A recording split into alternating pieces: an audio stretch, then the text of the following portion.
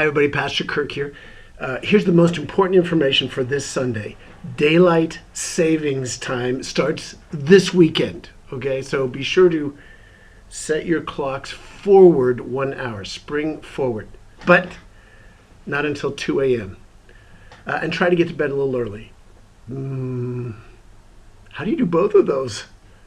Anyway, the good news for you 9 o'clockers is if you forget and arrive at church at what is actually 10 o'clock, you can guzzle coffee and pop donut holes for a half an hour and go to one of our 10:30 services. We thought of everything. The first daylight savings was introduced by Joshua. Did you know that? During the conquest of the Promised Land, Joshua chapter 10.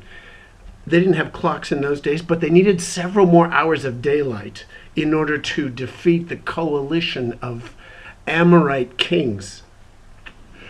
So Joshua asked God to make the sun stand still, starting at noon. And it did for nearly the length of a whole day. The question for astrophysicists is, did the earth stop or did the sun stop? In either case, there are some huge astronomical factors involved. Nowadays, daylight savings happens by act of Congress. They haven't been able to make the sun or the earth stand still, even with a Republican majority. So we adjust our clocks instead. Also this Sunday is Communion Sunday, so don't eat too big a breakfast before church. It'll spoil your supper. And then after supper, the Lord's Supper, comes our Promise Partners lunch at noon. And thanks to everybody who has partnered with one of our youth choir kids and co-sponsored their trip for $25.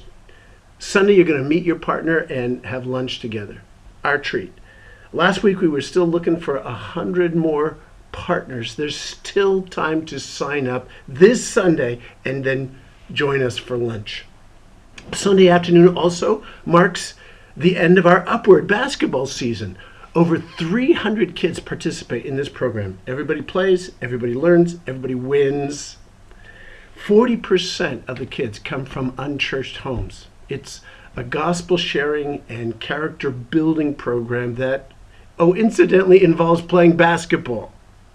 You can go on our website and there's a link to a picture gallery of some of our Upward events.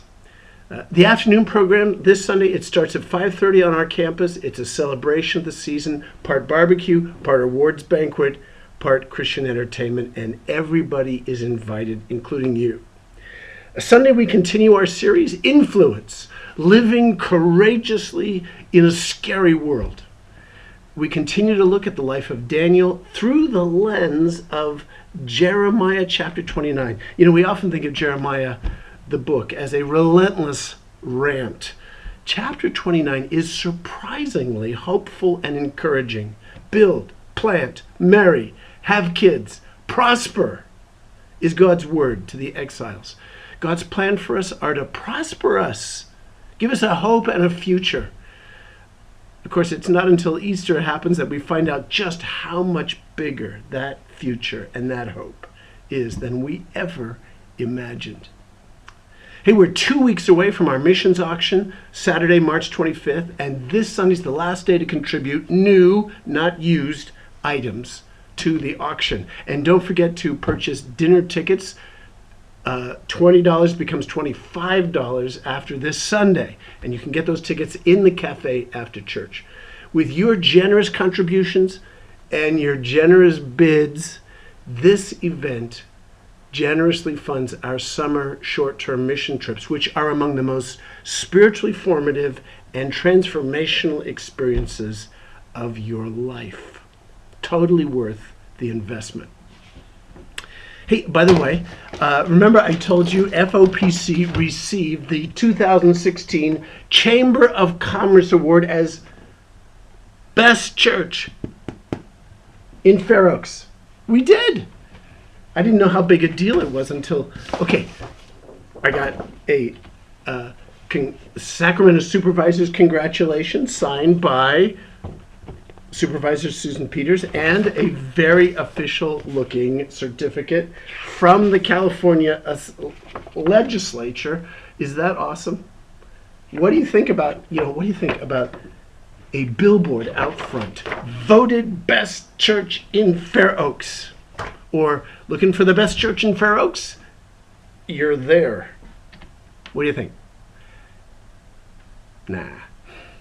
Anyway, we're a week into Lent, which means Holy Week is just 5 Sundays away. We're not quite ready for it.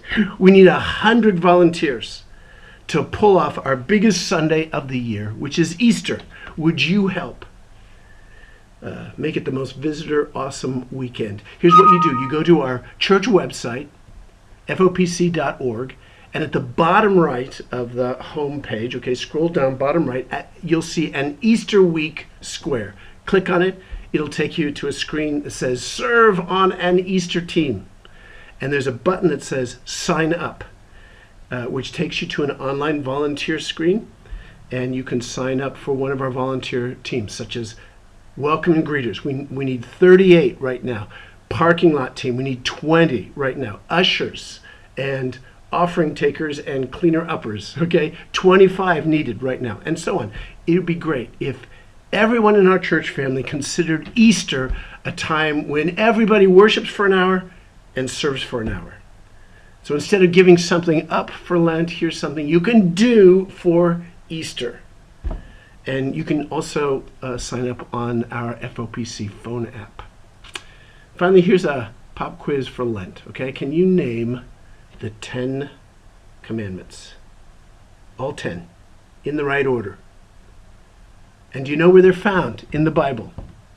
It's kind of basic Christianity, but it is funny how many folks, they want them posted in the courthouse or in the classroom, but they cannot recite them themselves. Can you? In classic worship this week, we're going to recite them and review them, okay?